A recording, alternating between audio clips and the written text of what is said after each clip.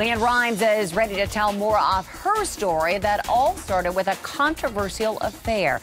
And whether you like her or not, there's huge interest in LeAnn. She's been a celebrity since she was a little girl. ABC News, Fox News, Us Weekly all picked up our interview. And tonight, LeAnn tells me why she ended up in rehab.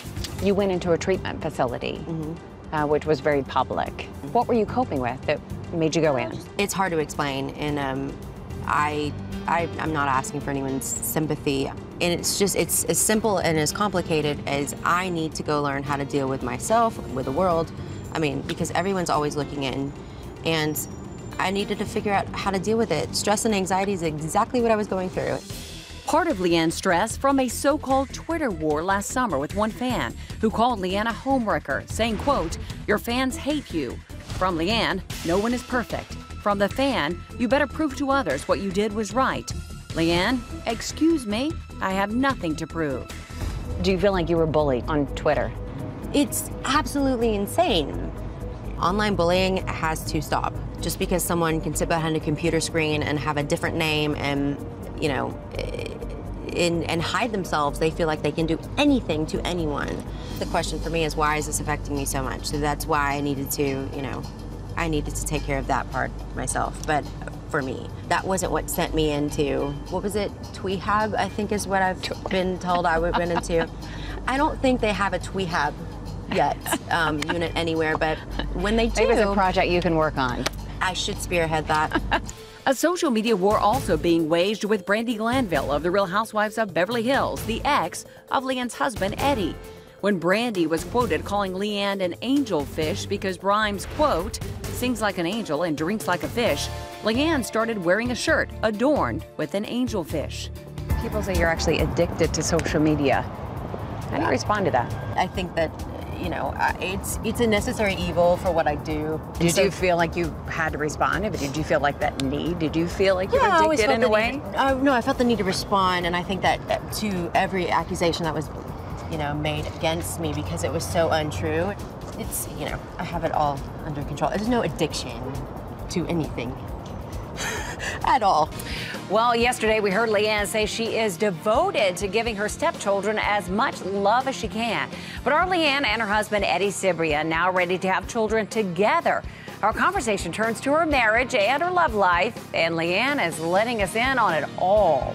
Where do you see your relationship with Eddie in 5 years? I don't know. We just talked about that. Do you and Eddie want to have children? Well, yeah. I mean, I think so. That was a yeah. No, I was going to say that's kind of the talk we've had for, you know, a while now. But who knows? I mean, are you trying? Not right now. No, we're not. No. When you go home tonight. Yeah. Well, afternoon. Yeah.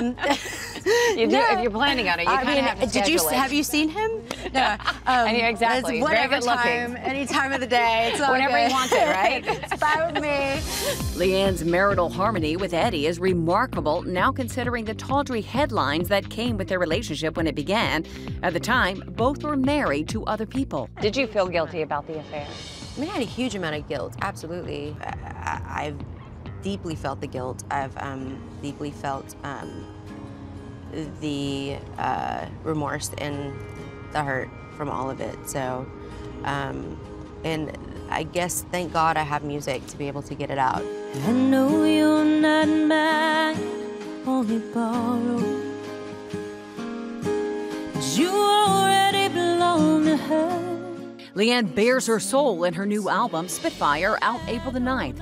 And like this interview, no holds barred. What have I done? What have I done? Did you ever consider ending the relationship because of the guilt? Oh, yeah. Did you try to? Oh, yeah. Many times. Eddie and I, there was something that we would totally walk away from each other, but also we couldn't. It's a weird, like, gravitational pull of something that I know it was wrong, but it's hard. It's really hard. It's so hard to talk about because I don't condone what I did at all. So it's hard for me to even to look on the outside of people looking in and think, how could you do that? I think that's the hard part to explain. It's pathetic how we lie around and wait all the damn time. You use the word pathetic a lot in describing yourself. Why do you call yourself pathetic? Because I was.